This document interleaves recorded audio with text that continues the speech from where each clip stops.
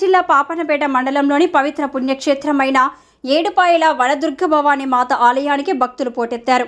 వేసవి సెలవులు ముగుస్తుండడం ఆదివారం కావడంతో భక్తులు పెద్ద సంఖ్యలో వనదుర్గమ్మ దర్శనానికి తరలివచ్చారు. అమ్మవారికి భక్తులు తలనీలాలు, కుంకుమార్చనలు, పలు మొక్కులు చెల్లించుకున్నారు. దీంతో తెల్లవారుజాము నుంచే ఆలయంలోని క్యూ లైన్లు భక్తులతో కిక్కిరిసిపోయాయి.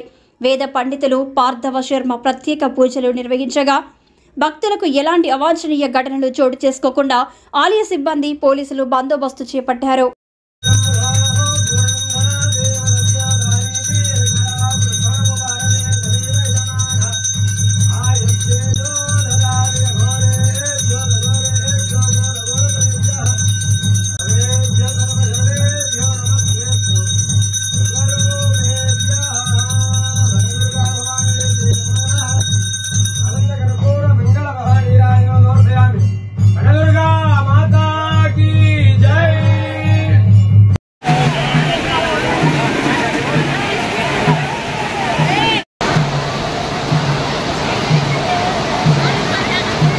కోతులు